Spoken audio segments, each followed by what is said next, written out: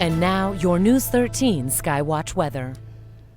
Well, thankfully, it's just rain we're talking about. It could be worse. Neighbors farther south into the deep south are dealing with severe thunderstorms this evening. We just have some moderate to heavy rain to contend with. There it is, still on the radar, stretching from the foothills down into the upstate, and some flooding taking place into Greenville and Lawrence County. We have minor flooding there, some street flooding, and local streams and creeks are running pretty high. You can bet they would be. 2 to 3 inches or more of rain have fallen down in that area. Much less has fallen in the mountains, but still, we're dealing with showers. It isn't going to relent until we get past about midnight. I think things will start to quiet down. But you can see the energy with our next weather maker still off to the west of us. Until that energy spins its way northeast of the region, we'll still have that chance, at least for some showers and thunder showers, and that's going to be through the early part of tomorrow afternoon. All right, watch the numbers here. First and foremost, your temperatures. They're not moving much tonight, only down into the lower middle 50s for much of the region.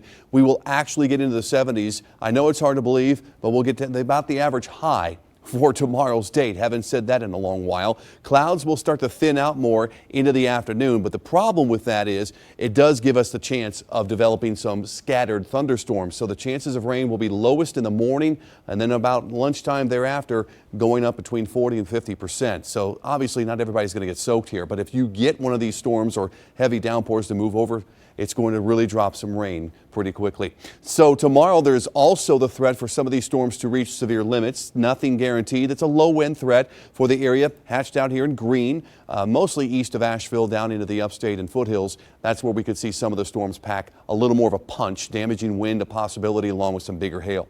So there's the morning on Futurecast. Should be quiet, although cloudy and some fog.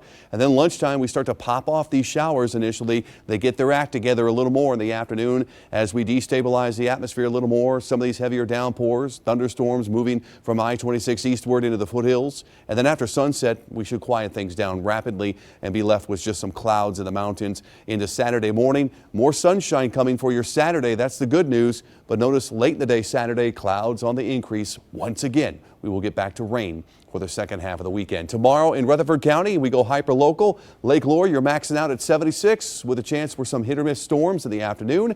Much the same in Forest City, it's 75. And we'll go to Ellenboro. Your chances of rain around 30%, 20 to 30. And you got a high of 75 degrees tomorrow, so certainly on the warm side. Temperatures tonight, mostly in the 50s around the region. Highs tomorrow, mostly in the 70s. We'll see some of the warmer numbers outside of the mountains. But our next weather maker, I mentioned, it'll be coming from the west, and it'll arrive Saturday night into Sunday. More showers and some thunderstorms involved. So the first half of the weekend, by far the pick part of the weekend. 75 on Saturday, will only be in the 60s with that chance of rain going up into Sunday.